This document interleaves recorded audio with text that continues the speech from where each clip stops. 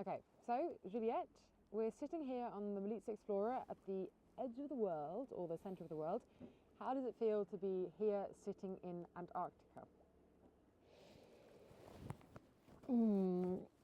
Yeah, it's pretty incredible to be here. It's hard to really prepare for it or think about how it's going to feel before being here. But yeah, it's a really wonderful feeling to be here in this very remote place amidst wildlife, but also to be here amidst this incredible project and this incredible team, both on the Malizia and under the pole. It really adds a lot to the experience.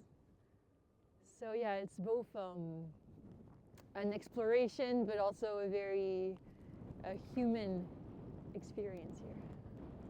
For those who don't know you yet, who are you and what brought you all the way here?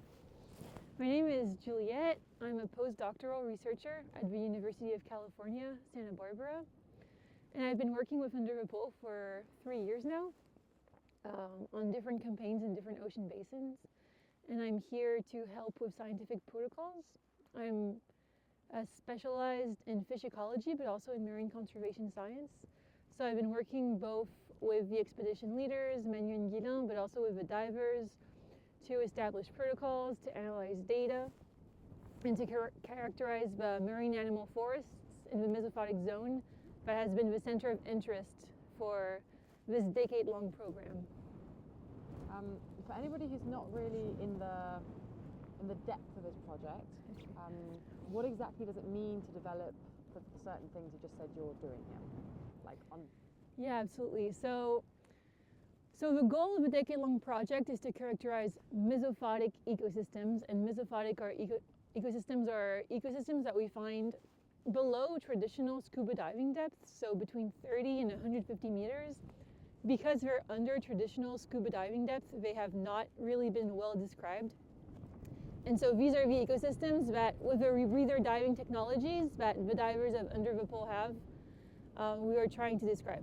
And so the idea is, for example, thinking about how to set up experiments, how to set up standardized, comparable ways of describing the ecosystems at those depths, so that we can compare them to shallow ecosystems, so that we can compare them in different regions of the world, and so that we can understand better their function and their link to other parts of marine ecosystems. And just a random question, because right now it looks pretty grey and white around here. Is that what it looks like below the surface, or how does it look below the surface? Yeah, below the surface it looks strikingly different. Indeed, here it looks very shades of black, white, blue. But below the surface, it's actually very, very colorful, especially in the Mesophotic zone. So if you stay in the shallower depth, marine ecosystems here are dominated by kelps.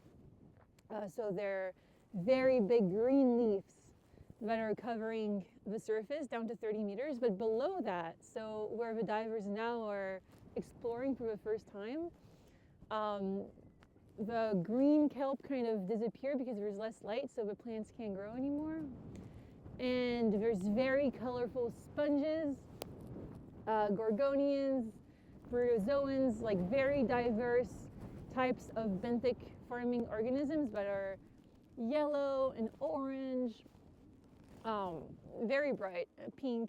So it's a different world that's hard to imagine when you're on the surface.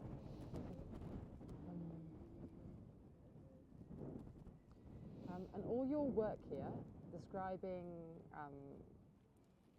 characterizing, how does this connect to the larger mission of understanding and then possibly protecting this region? Yeah, these things are really connected: science, conservation, advocacy. First of all, because in order to raise awareness on the importance of protecting these ecosystems, a lot of the time it requires showing, demonstrating the diversity, the vulnerability, and the function of these ecosystems in the marine environment.